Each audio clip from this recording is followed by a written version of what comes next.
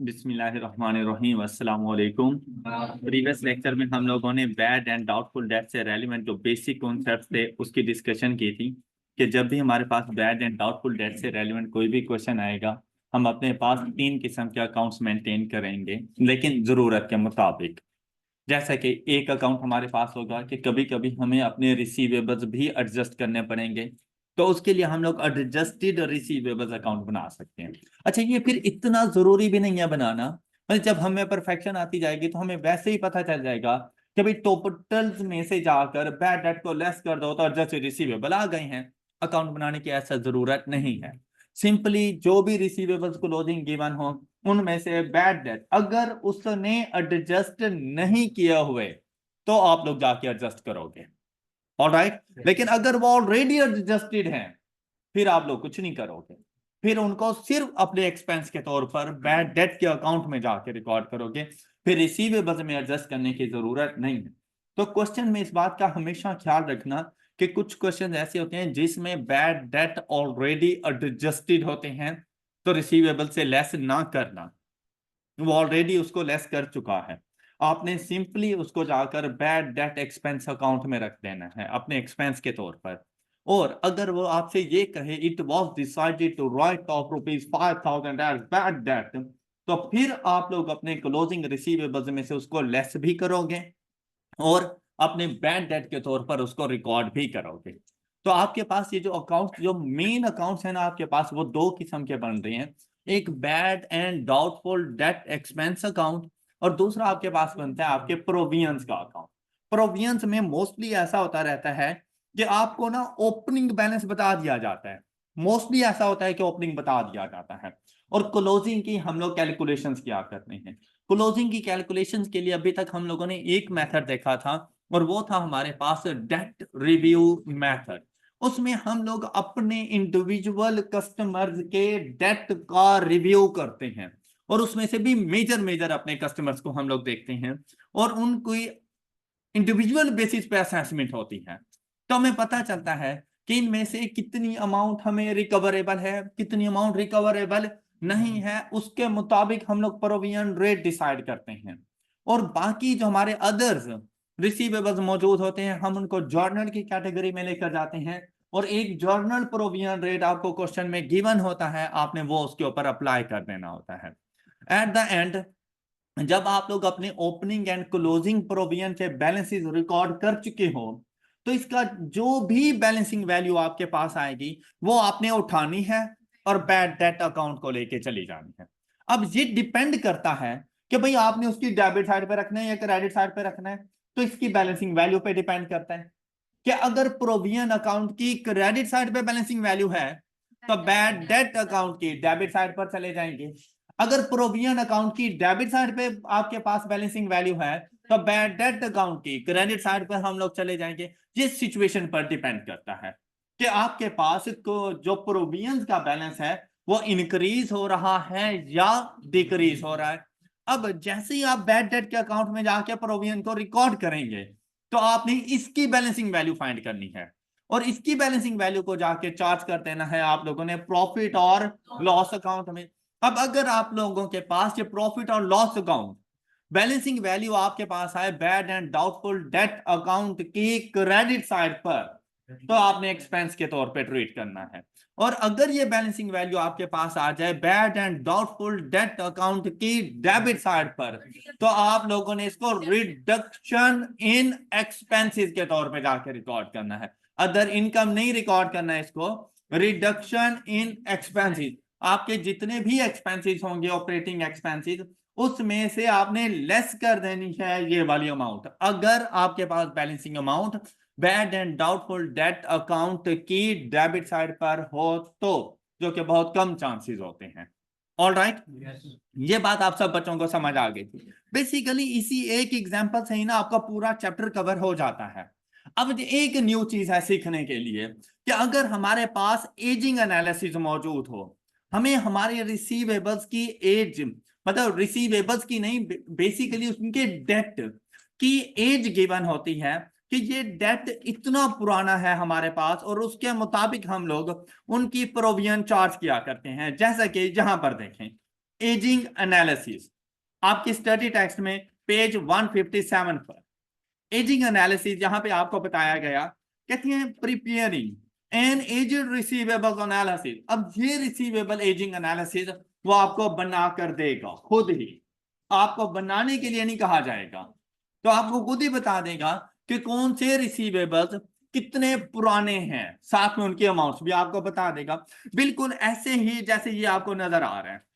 क्या आपसे कहेगा up to 30 days the amount is ₹24,000, 30 to 60 days amount is 10,000, 60 to 90 days 8,000, मतलब 8,000 रुपीज का डेट रिसीवेबल मेरे पास इतना पुराना है कि उसे 2 माह से ज्यादा और 3 माह से कम का टाइम ड्यूरेशन हो चुका है और अभी तक मैं उसे अमाउंट रिसीव नहीं कर सकता।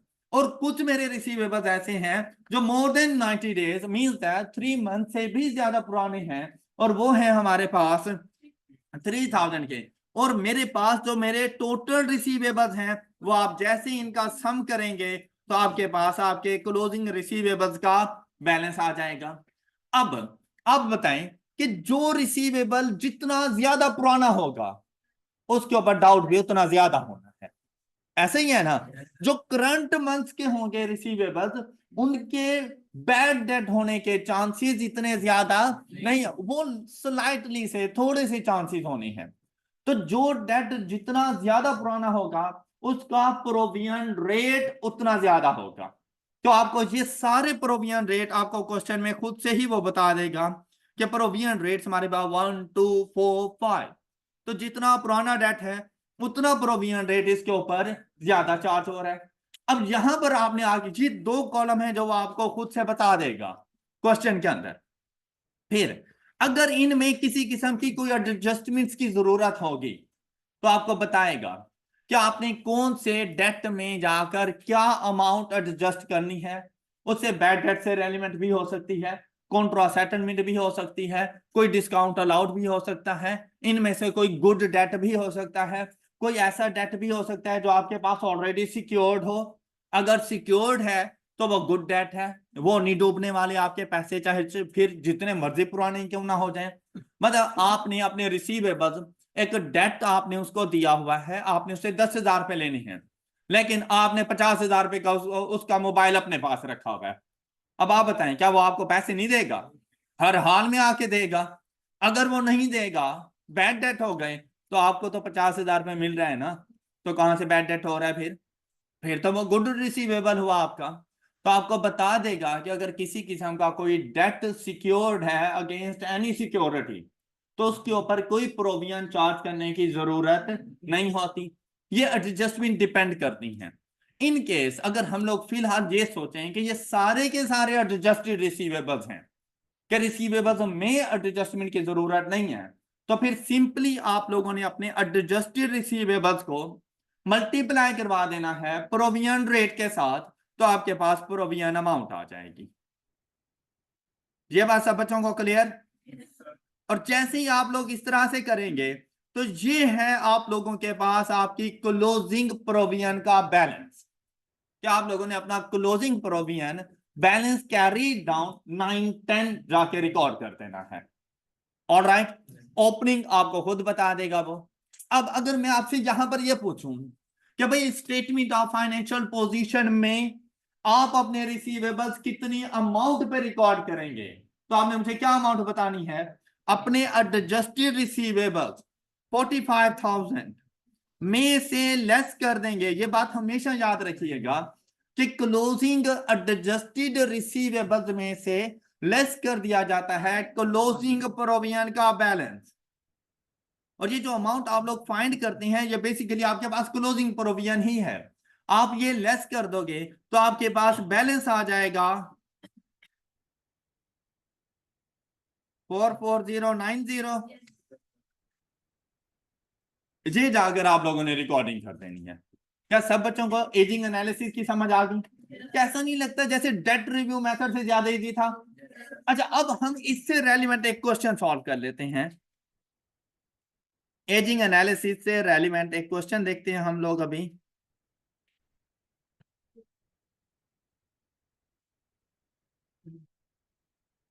जी। एग्जाम्पल नंबर 4, आपकी बुक में एग्जाम्पल नंबर 4 और ये पेज है 161। ये एजिंग एनालिसिस से रेलिवेंट है आपके पास। अब देखिए सबसे पहले इसकी रिक्वायरमेंट को देखें। कहते हैं calculate the amount by which allowance using the above ageing analysis. अब इसकी कैलकुलेशन देखें। कहते हैं Abdullah has provided you with following information regarding his receivables as at end of the year 2006. All right, अब क्या क्या इंफॉर्मेशन गिवन है? Categories बना दी A B C D. Basically अब जहां पर वो वाली कैटेगरीज नहीं है जैसे आप डेट रिव्यू मेथड में करते थे क्लासिफिकेशन, क्या गुड, स्पेसिफिक एंड जर्नल, तो यहाँ पे कहता है एबीसीडी एजिंग के हवाले से है कि जो एक कैटेगरी है ना वो मेरे पास ऐसे रिसीवेबल्स हैं जिन्हें मोर देन 180 डेज 6 मंथ से ज्यादा हो गए हैं और अभी तक वो मेरे रिसीवेबल्स हैं, उन्होंने अभी तक मुझे पैसे नहीं दिए और उनसे टोटल मैंने कितनी अमाउंट रिसीव करनी है 15,000। अब नेक्स्ट कहता है कि ऐसे जिन्हें 3 मंथ से ज्यादा और 6 मंथ से कम हुए हैं, 90 to 180 डेज 20 के हैं, 30 to 90 डेज 25 के हैं, एंड लेस देन 30 डेज मतलब जो करंट मंथ से रेलिवेंट हैं वो मेरे पास 60,000 के हैं, and the total receivables are, साथ में इनके मेरे पास जर्नल अलाउंसेस के रेट्स बता दिए। अब देखिए जितना डेट जितना ज्यादा पुराना है ना उतना ही उसके ऊपर प्रोविजन रेट ज्यादा चार्ज किया उसने। अब नेक्स्ट आपसे कहता है कि भाई आप कैटेगरी ए को सॉल्व करो लेकिन उससे पहले इसका नोट 1 पढ़ लो। अब ये एडजस्टमेंट्स बता रहा है कि भाई आपने डायरेक्ट जाके प्रोविजन नहीं चार्ज कर देनी अब्दुल्ला भाई, क्या करना है आपने, इसके लिए कहता है नोट 1 पढ़ो। जाके हम लोगों ने नोट 1 पढ़ा तो नोट 1 में हमें कहते हैं इस 15,000 में 2,000 शामिल है और वो आपके पास डिस्प्यूटेड अमाउंट है, ओन्ड बाय 2,000 रुपए डिस्प्यूटेड अमाउंट है। तो क्या आपको लगता है कि उसके ऊपर 8% की प्रोविजन चार्ज करनी चाहिए? नहीं, डिस्प्यूटेड अमाउंट है, किसी भी वजह से डिस्प्यूटेड हो सकती है, तो आप लोगों को क्या करना चाहिए, इसको अपनी इस कैटेगरी से सेपरेट करो, यहां से आपने इसको निकाल देना है।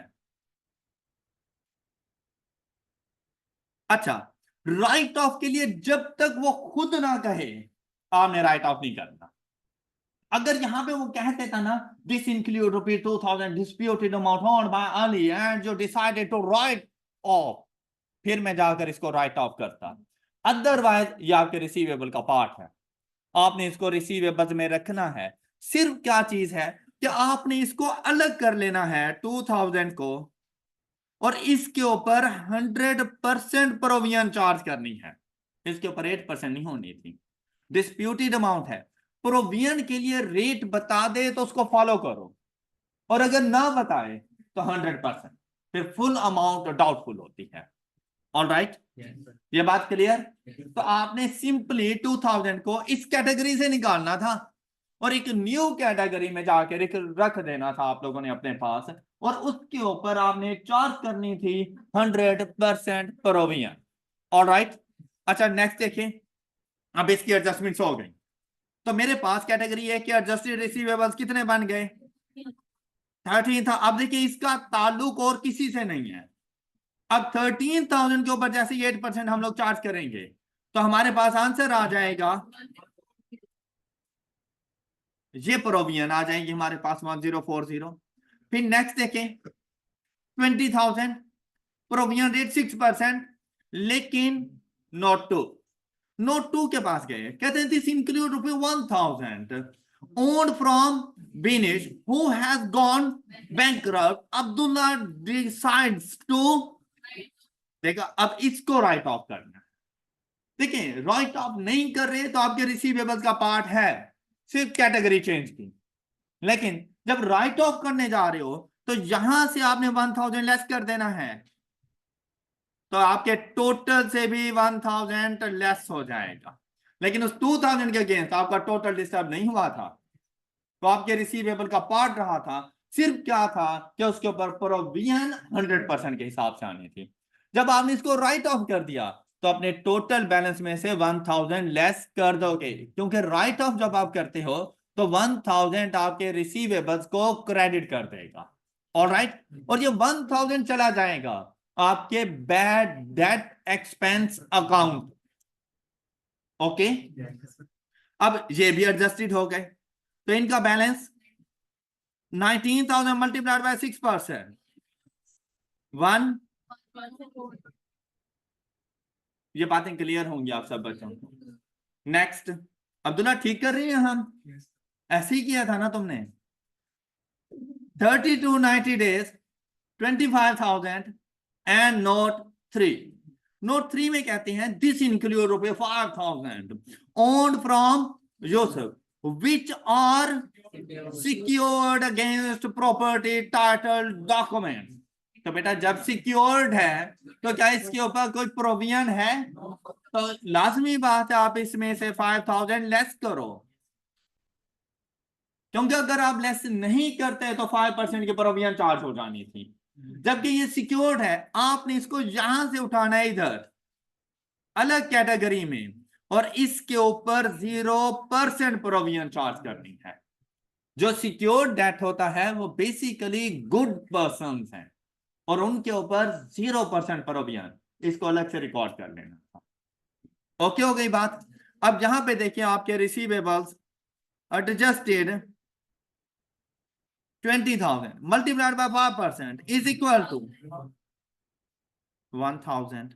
नेक्स्ट, लास्ट के लिए नोट 4। नोट 4 के लिए कहते हैं this include rupees 1,000 own from Aman. Aman is disputing N invoice. तो फिर अमन तो ना रहा, जंग शुरू हो गई। Aman is disputing an invoice of rupees, but otherwise is a good customer and pays on time। अब यहां पर ना उसने दो चीजें मिक्स कर दी। एक ये कि कहता है कि 60,000 में 1,000 शामिल है। अब इस 1,000 का क्या करना है? कहते उस 1,000 में से 200 रुपीज डिस्प्यूटेड है। डिस्प्यूटेड है तो वो 200 रुपीज इसका पार्ट बनेगा, डिस्प्यूटेड अमाउंट का, और 100% प्रोविजन चार्ज करेंगे। ये बात क्लियर हो गई? अच्छा, फिर वो कहता है हमने कहा तुमने तो 1,000 रुपए बाहर निकलवाए हैं, उसमें से 200 डिस्प्यूटेड है, बाकी का क्या करना है? कहता है बाकी इज अ गुड पर्सन। तो मतलब बाकी जो 800 आपके पास मौजूद है उसके ऊपर किसी किस्म की प्रोविजन चार्ज करने की जरूरत नहीं है। तो ये जो 1,000 मैंने यहां से लेस किया वो बेसिकली मैंने गुड और स्पेसिफिक को चार्ज कर दिया। ऑलराइट, यह बात समझ आ गई? अच्छा, आपके रिसीवेबल्स को डिस्टर्ब नहीं करेगा। अब यहां पर देखें 59,000 मल्टीप्लाइड बाय 2%, 1180, और यहां से आपके पास अमाउंट आ जानी है 2,200 मल्टीप्लाइड बाय 100%, 2,200, और फर्स्ट में से नील। और ये टोटल गुड डेट्स आपके पास कितने हैं जिनके ऊपर 0% प्रोविजन चार्ज करेंगे तो कोई अमाउंट नहीं आएगी। अब यहां से देखिए आपकी क्लोजिंग प्रोविजन का बैलेंस क्या बनेगा? 2,200 प्लस 1,040 1,140 1,000 1,180 6,566, ये क्लोजिंग प्रोविजन का बैलेंस है आपके पास, कोई इशू? अच्छा, नेक्स्ट देखिए आपके पास उसने लास्ट में आपको एक बात बताई, कहते हैं the balance on allowance for doubtful debts account at start of the year has been, मतलब अलाउंस फॉर डाउटफुल डेट या प्रोविजन फॉर डाउटफुल डेट एक ही बात है। कहते हैं उसका जो ओपनिंग बैलेंस है ना हमारे पास वो 4,000 है, तो क्लोजिंग बैलेंस हमने खुद फाइंड कर लिया, कितना? 6,560। तो उसमें कितने का इंक्रीज आ गया? 2,560 अलाउंस में इंक्रीज है, जो आपके बैड डेट का पार्ट बन जाएगा। और बैड डेट कितने थे? 1,000 के बैड डेट थे ना हमारे पास, ये बी कैटेगरी में। अच्छा, ये जब इंक्रीज उसमें जाएगा तो प्रॉफिट और लॉस अकाउंट को जो अमाउंट चार्ज करेंगे वो 3,560 की चार्ज हो जाएंगे। अगर मैं यही चीजें आपको अकाउंट बना के शो करूं तो सबसे पहले आप लोगों ने अपने पास बैड डेट रिकॉर्ड किया था 1,000 का, रिसीवेबल से। फिर अगर प्रोविजन के अकाउंट की बात करें, ये जैसे ही आप इसके कुछ क्वेश्चन सॉल्व करेंगे तो ये आपके में इतनी परफेक्शन आ जाएगी कि बगैर अकाउंट बनाए आपको, जैसे मैंने अभी बोला है, आपको पता चल जाएगा कि कितनी अमाउंट प्रॉफिट और लॉस अकाउंट को चार्ज करनी है। Provision for doubtful, opening balance, and the closing one is, यहां से चार्ज करेंगे बैड डेट को कितना, अब इसकी क्रेडिट साइड पर है तो बैड डेट अकाउंट की 25, प्रोविजन से ये बैलेंस आया तो देखो प्रॉफिट और लॉस अकाउंट को क्या अमाउंट चार्ज करूं। अगर मुझसे पूछा जाता कि आप इनकम स्टेटमेंट में एक्सपेंस कितना चार्ज करेंगे तो मैं क्या बताता, 3560। और अगर हमसे पूछा जाता है कि भाई स्टेटमेंट ऑफ फाइनेंशियल पोजीशन में आप अपने रिसीवेबल्स कितनी अमाउंट के रिकॉर्ड करेंगे तो हम उसे बताते कि हमारे एडजस्टेड रिसीवेबल्स हैं 119,000, उसमें से लेस करेंगे 6560 तो हमारे पास बैलेंस आ जाता 112,440। ये हमारी बैलेंस शीट के अंदर हमारे रिसीवेबल्स रिकॉर्ड हो जाते हैं। Any issue? क्या सब बच्चों को क्लियर?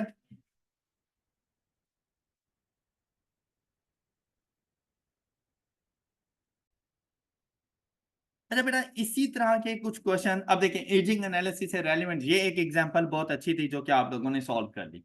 अब कुछ क्वेश्चंस आपके पास होंगे जो एजिंग एनालिसिस से रेलिवेंट होंगे, कुछ होंगे जो डेट रिव्यू मेथड से रेलिवेंट होंगे, लेकिन सिर्फ फर्क आता है कि क्लोजिंग प्रोविजन की कैलकुलेशन कैसे करनी है, उसके बाद सोल्यूशन में किसी किस्म का कोई फर्क नहीं है। अच्छा, आपने ना कभी भी बुक के सोल्यूशन को फॉलो एज सच नहीं करना।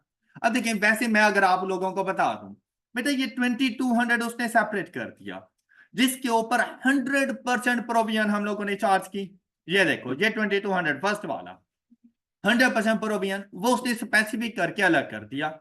उसके बाद वो कहता है हर अमाउंट के ऊपर, देखें 15,000 में से 2,000 उसने लेस किया, वो 2,000 यहां पे चला गया, ये ए लिखा हुआ है कि भाई ये ए पॉइंट से 2,000 आया।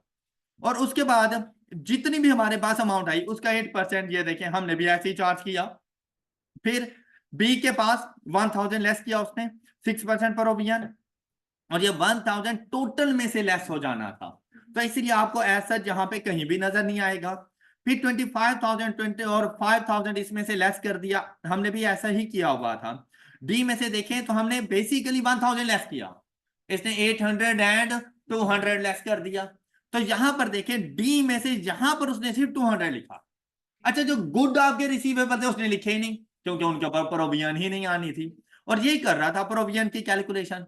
यहां पर उसने आपसे कहा कि भाई आपका जो कैरीड डाउन बैलेंस है प्रोविजन का वो ये है, आपका ओपनिंग बैलेंस ये है, तो प्रोविजन में जो डिफरेंस आया, इंक्रीज आया, वो 2560 का आ गया, और आपसे पूछा भी इतना गया था, आपसे प्रॉफिट और लॉस अकाउंट की वैल्यू नहीं पूछी गई थी। आई होप कि ये बातें क्लियर हैं सब। अच्छा, अब हम लोग थोड़ी सी कोशिश करेंगे कि जरा हैवी हैवी से क्वेश्चन सॉल्व करें ताकि बाद में आप लोगों के लिए जो एमसीक्यू बेस्ड और इजी क्वेश्चन हैं आप लोग इजीली उसको हैंडल कर सकें। प्रेजेंटेशन इन फाइनेंशियल स्टेटमेंट्स वगैरह ये आपके साथ मैं साथ साथ डिस्कस करता रहा कि आप लोगों ने इनकम स्टेटमेंट के अंदर लेके जानी है बैड एंड डाउटफुल डेट को एज एन एक्सपेंस, और अपनी फाइनेंशियल स्टेटमेंट्स के अंदर, स्टेटमेंट ऑफ फाइनेंशियल पोजीशन के अंदर आपने अपने ग्रॉस एडजस्टेड रिसीवेबल्स में से लेस कर देनी है क्लोजिंग प्रोविजन, तो आपके net receivable as current assets आपकी बैलेंस शीट में शो हो जाएंगे। यही बातें यहां पर मेंशन थी हमारे पास। अच्छा, इसमें से ना बाकी ये सारे बड़ी बड़ी सी एग्जांपल्स करने की कोई जरूरत नहीं है। मैं इस चैप्टर में से आपने अपने आप को बहुत ज्यादा नहीं उलझाना। ये एग्जांपल उस टाइम की हैं जब मतलब हमारे पास ये पेपर रिटन फॉर्म में होता था, तब ये हैवी हैवी एग्जांपल्स आती थी। अब आपका सारा फोकस होना चाहिए अपने एमसीक्यूज के ऊपर कि हम लोगों ने अपने एमसीक्यूज को सॉल्व कैसे करना है। लेकिन मैं प्रैक्टिस के तौर पर आपको कुछ ना कुछ एग्जाम्पल करवा दूंगा कि अगर हम लोग कुछ हैवी सी एग्जांपल कर लेंगे ना तो बाकी चीजें ऑटोमेटिकली आप लोगों के लिए इजी हो जाएंगी। जैसा कि कॉम्प्रिहेंसिव एग्जांपल नंबर 7, अगर हम लोग इसको देखें, इसमें हमसे कहा गया कि कहते हैं prepare debtors account and provision for doc. बेटा डेटर्स अकाउंट भी मैंने खुद बनाना है और प्रोविजन का अकाउंट भी मैंने खुद से बना कर देना है उससे। अब इंफॉर्मेशन गिवन क्या है हमारे पास, ये देखें, कहते हैं you have forward in the following information relating to the business of Gauji traders for the year end 30 June 2015। अब देखिए सेल्स बता दी, साथ में सेल्स रिटर्न है, डिस्काउंट अलाउड्स है, कलेक्शन फ्रॉम कस्टमर्स है। ये सारी वो चीजें हैं जो आपके डेटर्स अकाउंट में जाती हैं। लेकिन एक बात याद रखिएगा कि भाई आपकी टोटल सेल्स कभी भी डेटर्स अकाउंट में नहीं जाती, हमेशा क्रेडिट सेल्स जाती है। तो अगर क्वेश्चन में बता दे कि भाई इसमें से कैश सेल्स कितनी है, इसमें से क्रेडिट सेल्स कितनी है, तो हम उनको डिफ्रेंशिएट कर लेंगे। तो जो क्रेडिट सेल्स का पोर्शन होगा सिर्फ वो हमारे रिसीवेबल्स के अकाउंट में जाएगा। कौन सी साइड पर? रिसीवेबल्स अकाउंट की डेबिट साइड पर।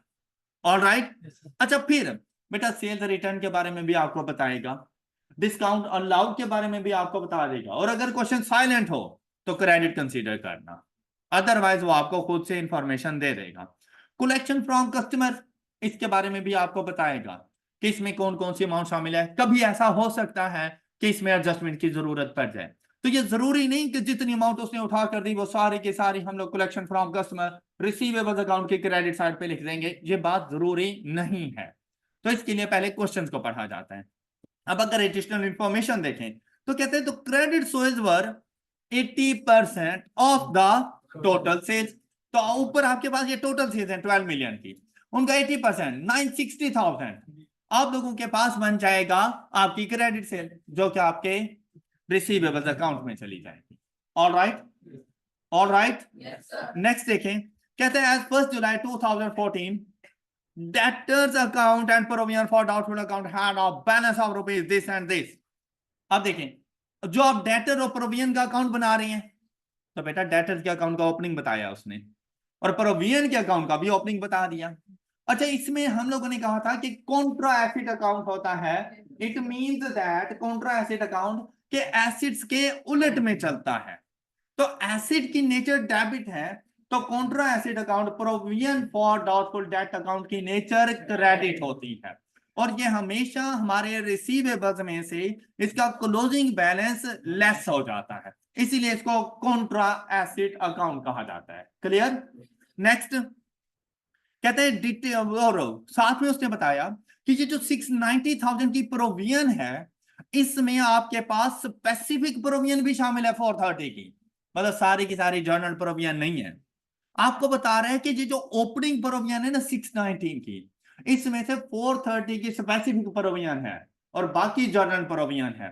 फिर आपको बताता है कि वो 430 की स्पेसिफिक प्रोविजन आपने कैसे चार्ज की, मतलब ये कैलकुलेशन उसने खुद हमें करके दी हुई है।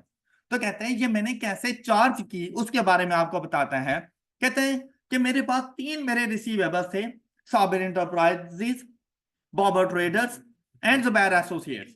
उनकी अमाउंट ड्यू बता दी और साथ में उसने उसके ऊपर क्या क्या प्रोविजन चार्ज की वो बता दी। तो कहते हैं amount due and provided means that 100% provision charge कर रहा है। ड्यू एंड प्रोवाइडेड मतलब जितनी अमाउंट ड्यू है उतनी ही प्रोविजन चार्ज की है, तो 100% अमाउंट के साथ है। अमाउंट ड्यू भी 430 और स्पेसिफिक प्रोविजन भी 430। लेकिन इनमें से अब देखिए ये थी प्रोविजन, डाउट था, मतलब सर्टेन नहीं थी कि अमाउंट नहीं रिसीव होनी, हमारे रिसीवेबल्स का पार्ट थे। तो ड्यूरिंग द ईयर इनमें से कुछ कुछ रिकवरीज हो गई कि साबिर इंटरप्राइजेस ने हमें आउट ऑफ 150,000 पे कर दिया। तो देखिए उसका रिमेनिंग बैलेंस हमारे पास अब कितना रह जाएगा, तो इस साल के एंड पे जो मेरे रिसीवेबल्स होंगे उसमें साबिर इंटरप्राइजेस का बैलेंस 50,000 होगा। क्लियर। अच्छा बॉबर ट्रेडर्स ने 150,000 पे करना था, उसमें से रिकवरीज कितनी हो गई हैं, तो रिमेनिंग बैलेंस 75,000। अच्छा जुबैर एसोसिएट्स 180 था, 30 रिसीव हो गया, तो हमारे पास 150,000 इसका रिमेनिंग बैलेंस मौजूद है। आपको ये बात समझ आ चुकी होगी। अच्छा, अब इस साल की कैलकुलेशन के लिए हम लोग देखेंगे, तो ये बात याद रखिएगा कि जिन रिसीवेबल्स के ऊपर हम लोगों ने प्रीवियस ईयर में स्पेसिफिक प्रोविजन चार्ज की हो, तो इस साल भी उसके ऊपर सेम प्रोविजन रेट चार्ज करेंगे, सेम प्रोविजन रेट चार्ज करेंगे, अमाउंट नहीं। अब जैसे अगर मैं बात करूं साबिर इंटरप्राइजेज की, तो भाई पिछले साल 100,000 उसने देना था, हमने प्रोविजन भी 100,000 की चार्ज की, मतलब 100%। तो बेटा इस मरतबा उसने मेरा 50,000 देना है, मैं प्रोविजन 100,000 की नहीं चार्ज करूंगा, मैं 100% से चार्ज करूंगा। जो रेट पिछले साल अप्लाई किया था वही रेट इस साल अप्लाई करूंगा। अगर क्वेश्चन में इंफॉर्मेशन ना हो तो ऐसे ही करेंगे, अगर वो आपको कोई एडिशनल इंफॉर्मेशन दे दे तो आपने उसको फॉलो करना है। बात क्लियर? जैसा कि यहां पर उसने आपसे कह दिया कि remaining debt of Zubair associates needs to be, तो ये आपने अपने इस साल स्पेसिफिक प्रोविजन का पार्ट नहीं बनाना, और आपने रिसीवेबल्स अकाउंट की क्रेडिट साइड पर इसको बैड डेट के तौर पे जाके रिकॉर्ड कर देना है। बात क्लियर? लेकिन बताएं, क्या उसने आपको साबिर इंटरप्राइजेज और बाबर के बारे में कोई बात की? तो उनके ऊपर सेम प्रोविजन रेट चार्ज हो जाएगा। क्लियर? नेक्स्ट देखिए, कहते हैं specific provision is also required to be made against the entire balance of the following debt. जब उसने बात की ना, the entire balance means that 100% provision rate, और अगर इसकी स्टेटमेंट को गौर से देखो तो क्या कहता है, ऑल्सो रिक्वायर मीन्स दैट इनके अलावा और भी हैं। कौन? जो पिछले साल के थे। कि भाई पिछले साल वाले कौन थे? साबिर और बाबर, इनके ऊपर भी स्पेसिफिक प्रोविजन चार्ज करो, क्योंकि हमने पिछले साल की थी। उनके अलावा आपने इनके ऊपर भी स्पेसिफिक प्रोविजन करंट ईयर में चार्ज करनी है, और ये अमाउंट भी बता दी, तो प्रोविजन सेम अमाउंट से आ जाएगी। फिर आपसे कहता है हमारे पास एक कस्टमर है Nadir, who had a debt balance of rupees 280,000, had also supplied goods to GT worth rupees, so the two balances were adjusted with, क्या कहना चाह रहा है? कहते हैं कॉन्ट्रा सेटलमेंट रिकॉर्ड करो, तो 280,000 की कॉन्ट्रा सेटलमेंट हो जानी है, नहीं 250,000 की होनी है लेसर अमाउंट के साथ। क्लियर? तो रिसीवेबल्स अकाउंट में जाकर अब बना रही है अपना रिसीवेबल्स अकाउंट, उसकी क्रेडिट साइड पर आपने 250,000 रिकॉर्ड करना है with reference trade paper. Clear? ये कॉन्ट्रा सेटलमेंट थी आपके पास। फिर कहते हैं sales return and discount allowed pertains to, क्योंकि सेल्स तो जो थी वो कैश और क्रेडिट दोनों थी, तो कहता है जो मैं आपको रिटर्न और डिस्काउंट बता रहा हूं ये क्रेडिट मतलब रिसीवेबल्स के अकाउंट में जाएंगे, इनको प्रोपोर्शनेट करने की जरूरत नहीं है। फिर कहता है जो हमारा आपको मैंने कलेक्शंस बताई ऊपर, उस कलेक्शंस में एक कस्टमर शामिल है जिसके डेट को आप प्रीवियस ईयर में बैड डेट रिकॉर्ड कर चुके थे, और कितनी अमाउंट इस साल आपने रिकवर कर ली। तो बेसिकली आपके पास बैड डेट रिकवरी है जो कि आपकी कलेक्शन का पार्ट नहीं बन, तो कलेक्शन में से निकाल लेना है इसको क्योंकि उसमें शामिल है, तो आपने उसमें से 199,000 लेस कर देना है, तो जो रिमेनिंग अमाउंट है आपके रिसीवेबल में जाएगी। ये बात समझ आ गई? और ये 199,000 आपके bad and doubtful debt account की क्रेडिट साइड पे चला जाएगा। ऑल राइट, ट्राई करें इस क्वेश्चन को सॉल्व करें, शाबाश, जल्दी से इस क्वेश्चन को कंप्लीट करें। Receivables account, provision and bad and doubtful debt account जल्दी से बना कर दें। अच्छा, इस क्वेश्चन में अगर इसके सॉल्यूशन की तरफ हम लोग जाए ना, तो ये कंपैरेटिवली एक हैवी सा क्वेश्चन था, लेकिन इस क्वेश्चन को समझ के ना आपके काफी सारे एमसीक्यू सॉल्व हो जाने हैं। आपको पता चल जाएगा कि ओपनिंग प्रोविजन कैसे ली गई, क्लोजिंग प्रोविजन कैसे आनी है, या हम लोगों ने एडजस्टमेंट को किस तरह से लेके चलना है। तो एक बड़ा कंप्रीहेंसिव सा क्वेश्चन आपके पास मौजूद था। अब आपसे जो रिक्वायरमेंट थी, पहली बात मैंने आपसे बार बार कहा है कि बुक के सोल्यूशन को नहीं देखना, बुक के सोल्यूशन को देखना है सिर्फ एंड रिजल्ट्स के लिए। ठीक है, आप मेरे रिसीवेबल और उनके रिसीवेबल का बैलेंस सेम है, सिर्फ इस बात के लिए देखो क्या प्रोविजन का बैलेंस सेम है, इस बात के लिए देखो क्या प्रॉफिट और लॉस अकाउंट में जो अमाउंट मैं लेके जा रहा हूँ वो वही अमाउंट लेके जा रही है, ये चीज जाके चेक करो। क्या बैलेंस शीट के अंदर जो रिसीवेबल मैं रिकॉर्ड कर रहा हूँ वो वही कर रहे हैं, ये चीज चेक करो। कैसे कर रहे हैं ये ना चेक करो। हमारा रूट कुछ और हो सकता है, उनका रूट कुछ और हो सकता है, लेकिन मंजिल दोनों की एक जैसी है। तो मैं आपको ना एक आसान से रास्ते से लेके जा रहा हूं, तो आप लोगों ने बिल्कुल वैसे ही चलना है। अब यहां पर आपके पास जो सबसे पहली रिक्वायरमेंट थी ना कि आपने रिसीवेबल अकाउंट बनाना है और साथ में प्रोविजन का अकाउंट आपने बना के देना है, ऐसे ही था ना। अब यहां देखें, हम लोग जाएंगे अपने पास सबसे पहले रिसीवेबल्स का अकाउंट बना लेते हैं। ये एग्जांपल नंबर 7 हम लोग सॉल्व कर रहे हैं। एग्जांपल 7।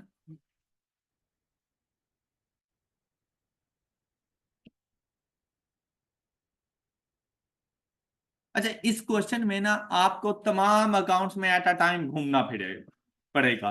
इसी तरह से आपको अपनी वर्किंग्स भी साथ साथ लेके चलनी पड़ेंगी और एक सीक्वेंस के साथ आपने ये तमाम चीजें करनी है। अब इसमें सबसे पहली जो उसकी रिक्वायरमेंट होती है ना, उसको आप लोगों ने सबसे पहले पूरा करना होता है। जैसा उसने आपसे कहा कि रिसीवेबल का अकाउंट, तो ये देखें ये हमारे पास रिसीवेबल का अकाउंट बन गया।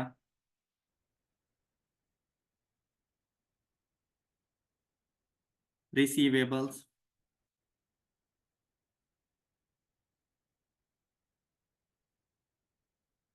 अकाउंट, और साथ में उसकी दूसरी रिक्वायरमेंट देखें क्या थी आपके पास, provision for doubtful debt account.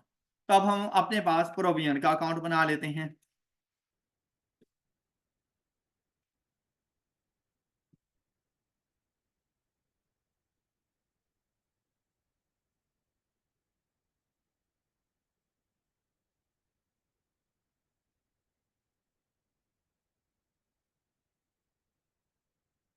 Provision for doubtful debt account. अच्छा बेटा, ये वो दो अकाउंट्स हैं जो उसने आपसे डिमांड की है और इन दोनों के लिए उसने आपको ओपनिंग बैलेंसेस भी बता दिए। अच्छा, दोनों के ओपनिंग बैलेंसेस में कोई इशू नहीं था। आपने सिंपली जाकर अब रिसीवेबल्स का ओपनिंग बैलेंस कौन सी साइड पे लिखते हैं आप, जबकि प्रोविजन का ओपनिंग बैलेंस आप कौन सी साइड पे लिखते हैं। अब यहां पर देखें, आपको रिसीवेबल्स का ओपनिंग बैलेंस क्या मिला। अच्छा, हम लोग ऑल अमाउंट इन ₹1000 लेने लगे हैं, तो ओपनिंग बैलेंस आ जाएगा 5630। ऑल अमाउंट्स इन रुपीज, और यहां पर प्रोविजन का ओपनिंग बैलेंस। अच्छा, इश्यू इसमें कोई नहीं था। हाँ, ये अलग बात है, उसने बताया कि भाई मैंने 690 को कैलकुलेट कैसे किया, वो एक अलग बात है। लेकिन किसी किस्म की कोई एडजस्टमेंट्स की जरूरत नहीं थी, आपने 690 ही लिख देना था। इसके बाद अगर आप लोग क्वेश्चन को देखें, उसने आपको सेल्स के बारे में बताया कि उसकी टोटल सेल्स कितनी हुई, 12,000 की। लेकिन कहता है कि भाई 12,000 का 80% मेरे पास क्रेडिट सेल्स मौजूद है। टोटल सेल्स का 80% मेरे पास, तो 12,000 का 80%, तो 9,600 आप लोगों ने यहां पे लिख लेना था सेल्स। उसके बाद आप लोग सारा क्वेश्चन पढ़ चुके हैं, तो अब आपको सारी रिक्वायरमेंट्स का पता है। सेल्स रिटर्न, उसने कहा क्रेडिट सेल्स से रेलिवेंट है, तो रिसीवेबल्स के अकाउंट में जाएंगी। लेकिन रिसीवेबल्स के अकाउंट की कौन सी साइड पर जाएंगी, क्रेडिट साइड पर जाएंगी। 700 सेल्स। फिर डिस्काउंट अलाउड की उसने बात की, तो डिस्काउंट अलाउड भी उसने कहा कि क्रेडिट सेल से रेलिवेंट है। 500, यहां पर 500 आ गया। अच्छा, इसके साथ अगर यहां पे देखें, कहता है recorded in separate ledger account upon collection, मतलब डिस्काउंट अलाउड का हम लोगों ने अलग से अकाउंट बनाया हुआ है, तो हम लोग रिसीवेबल्स अकाउंट में रेफरेंस के तौर पर डिस्काउंट अलाउड ही लिखेंगे। अगर यहां पर होता कि हमने सेपरेट लेजर अकाउंट नहीं बनाया होगा, अगर यहां पर होता सेपरेट लेजर अकाउंट नहीं बनाया हुआ, books of prime entries accounting for sale, तो वहां पे डिस्काउंट अलाउड के बारे में आपने पढ़ा था कि अगर आप लोग अलग से अकाउंट मेंटेन नहीं करते डिस्काउंट अलाउड का, तो आप अपने रेवेन्यू सेल्स में जाके रिकॉर्ड करते हो, तो फिर रेफरेंस के तौर पे मैं डिस्काउंट अलाउड ना लिखता, मैं सेल्स लिखता, फिर सेल्स ने डेबिट हो जाना था, रेवेन्यू ने डेबिट हो जाना था। क्लियर? लेकिन अभी के लिए एज सच ऐसा कोई इशू नहीं था। फिर कहता है कलेक्शन हुई, हमने कलेक्शन कर ली तो बैंक अकाउंट डेबिट, तो क्रेडिट करेंगे रिसीवेबल्स अकाउंट को, लेकिन इस टोटल अमाउंट से नहीं करना, लास्ट एडजस्टमेंट। तो उसने कहा कि भाई इसमें बैड डेट रिकवरी शामिल है 199 की। तो बेटा हमेशा याद रखें कि बैड डेट रिकवरी हमारे रिसीवेबल्स अकाउंट का पार्ट नहीं बनती, इसीलिए आपने इसको इसमें से लेस कर देना था। 8540 में से बैड डेट रिकवरी को लेस कर देना था, तो देखिए आपके पास रिमेनिंग अमाउंट क्या आ जाएगी, 8341। ये 8341 आप लोगों ने यहां पे लिखना था, बैंक। क्या ये बात क्लियर सब बच्चों को? अच्छा, इसके बाद आप अपने पास एक एडिशनल अकाउंट बना सकते थे, bad debt expense account.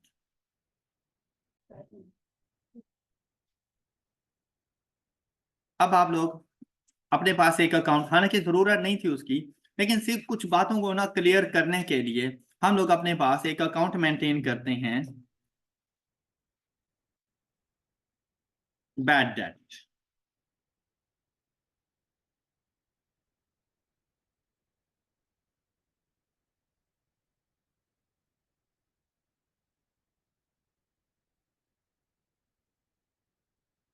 Bad debt expense. अच्छा बेटा, वो जो 199,000 था जो हम लोगों ने अपने रिसीवेबल्स की कलेक्शन में से लेस कर दिया, वो बेसिकली हमारे पास आ जाएगा बैड डेट एक्सपेंस अकाउंट की, और बैंक उसके अगेंस्ट डेबिट 199 से। ऑल राइट, अब ये बात समझ आ गई? अच्छा नेक्स्ट देखिए हमारे पास, अब देखिए फर्स्ट वाले ये सारा कंप्लीट हो चुका है, इसको भी अकाउंट फॉर कर दिया, ये भी हम लोग अकाउंट फॉर कर चुके हैं। थर्ड पॉइंट, उसने ओपनिंग प्रोविजन के बारे में बता दिया हमें कि भाई ये जो 690 आपने लिखा उसमें से 430 स्पेसिफिक था और वो कुछ इस तरह से था। फिर उसने कहा कि उनमें से क्या क्या रिकवरीज हो गई। तो बेटा सबसे पहले आपने देखना है कि अमाउंट ड्यू कितनी है अब उनसे। करंट ईयर की बात करें ना, तो करंट ईयर में हम लोगों ने उनके ये वाले बैलेंसेस नहीं देखने, 100 150 ये नहीं देखने हमने अब उनके, हमने इस टोटल को भी नहीं देखना, कोई गर्ज नहीं है हमें इस बात से। हमने ये देखना है कि at the end of the year Sabir enterprises ने मेरे कितने पैसे देने हैं, अब उसने मेरा 50,000 रुपीज देना है। क्लियर? इसी तरह से बाबर ट्रेडर्स ने 75,000, और जुबैर एसोसिएट्स ने अब 150,000 रुपीज देने हैं, जो कि मैं बैड डेट रिकॉर्ड करूंगा। क्लियर? तो यहां पर देखो उसने कह दिया था, तो जब बैड डेट रिकॉर्ड करना है, बैड डेट कौन, जुबैर एसोसिएट्स, कितनी अमाउंट से, और ये बैड डेट अकाउंट की डेबिट साइड पे पहुंच जाएगा 150 अगेंस्ट रिसीवेबल्स। ये बात क्लियर? अच्छा, बाकी आपकी क्लोजिंग प्रोविजन का पार्ट बनेंगे। फिर आपको उसने कहा कि आपने स्पेसिफिक प्रोविजन क्या क्या चार्ज करनी है, उसके लिए कुछ बैलेंसेस दे दिए। ये आपने चले जाना था अपने वर्किंग नोट्स के पास, working one, calculation of balance carried down of provision, या closing balance of provision for doubtful debt. उसके लिए अगर आप लोग देखें तो स्पेसिफिक आपके पास गुड, आपके पास क्या कोई नजर आया? तो लिखने की जरूरत नहीं है। अब आपके पास कुछ स्पेसिफिक मौजूद थे। स्पेसिफिक में सबसे पहले देखा करें पिछले साल के ऐसे रिसीवेबल जिनको आप लोगों ने स्पेसिफिक प्रोविजन चार्ज की थी। तो उसमें देखें साबिर एंड बाबर, आपने इन दोनों को लिखना है यहां पे, साबिर एंड बाबर। अब इनकी अमाउंट्स ड्यू 100 एंड 150 नहीं लिखनी, जो अब यहां पे है 50 एंड 75, 50 एंड 100% प्रोविजन रेट आपने चार्ज करना है। तो प्रोविजन अमाउंट, इसके अलावा जो हम लोगों ने प्रोविजन चार्ज करनी है स्पेसिफिकली ऑन इंटायर बैलेंस, वो हमारे पास मौजूद है राहील, आदम एंड शाहिद। जी, राहील का बैलेंस है हमारे पास 50, 75, 25, और यही अमाउंट ही उनके पास प्रोविजन की अमाउंट बन जाएंगी 50 एंड ये वो सारे लोग हैं जिनके ऊपर स्पेसिफिक प्रोविजन चार्ज होनी थी। इसके अलावा स्पेसिफिक के लिए कोई भी मौजूद नहीं। बाकी आपके पास आएंगे जर्नल, और वो आएंगे आपके पास बैलेंसिंग वैल्यू के तौर पर, और वो उस टाइम आएंगे जब आपका रिसीवेबल्स का अकाउंट क्लोज हो चुका हो। वहां से आपको पता चलेगा कि आपने प्रोविजन चार्ज कितने रिसीवेबल्स के ऊपर करनी है। अभी हम इसको क्लोज नहीं कर सकते क्योंकि मेरे पास मेरे रिसीवेबल्स का क्लोजिंग बैलेंस नहीं है अभी। ऑलराइट, अब नेक्स्ट देखिए हमारे पास, अब हमने इनके साथ एडजस्टमेंट कर ली। फिफ्थ पॉइंट हम लोग देखें, कॉन्ट्रा सेटलमेंट। रिसीवेबल्स के अकाउंट में जाएंगे क्रेडिट साइड पर 250 के साथ पेएबल्स।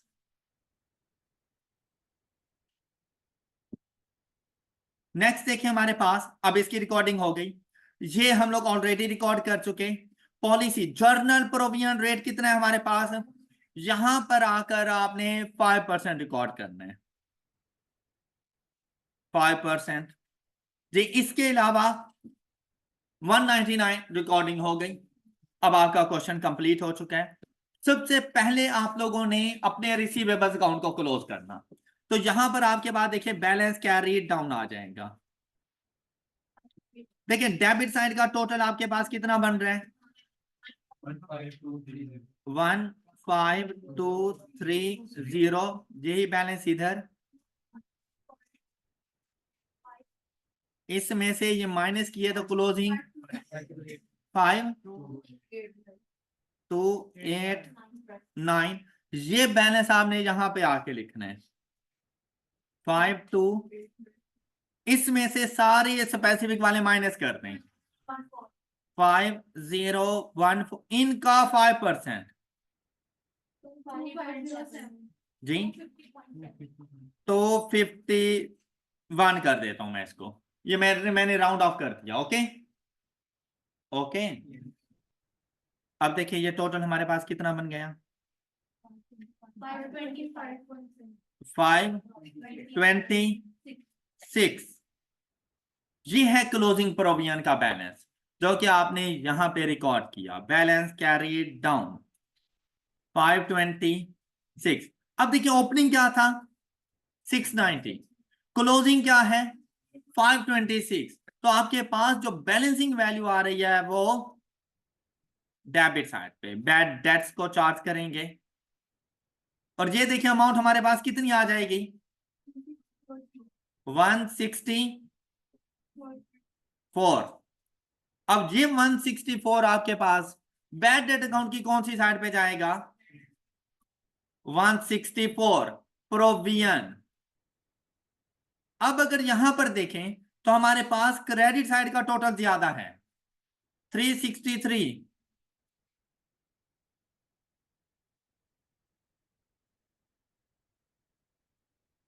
तो प्रॉफिट और लॉस अकाउंट को चार्ज करेंगे, इसमें 150 माइनस करते हैं 213, और ये प्रॉफिट और loss account credit reduction in expense के तौर पर जाएगा।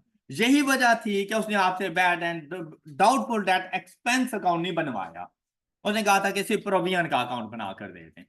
आई होप कि ये सारी जितनी भी कैलकुलेशन है आप सब बच्चों को समझ आ चुकी होंगी। अगर आप इसके सोल्यूशन को देखें तो ये रिसीवेबल्स अकाउंट आपको इजीली समझ आ गया। उसके बाद अगर आप देखें तो ये देखें, ये ओपनिंग बैलेंस, ये आपके पास क्लोजिंग बैलेंस। तो ये वो बैलेंसिंग अमाउंट है जो आप चार्ज कर रहे हो बैड डेट एक्सपेंस अकाउंट के पास, और हम लोगों ने भी बिल्कुल ऐसा ही किया हुआ है। ऑल राइट, अच्छा बेटा, इसी तरह से ये कोशिश कीजिएगा कि आप लोगों ने एक तो अपने ऑब्जेक्टिव बेस्ड क्वेश्चन तो सारे ही कंप्लीट कर लेने आप लोगों ने। लेकिन साथ में आप लोगों ने एग्जाम्पल नंबर 8 और एग्जाम्पल नंबर 9 को सॉल्व करने की कोशिश करनी है। Example number 8 and example number 9, 10 भी हो सकती है। Example number 8, 9, 10 and objective based question आपने इस चैप्टर के सॉल्व करके आने हैं। That's all for today. अपना बहुत सा ख्याल रखिएगा। अल्लाह हाफिज।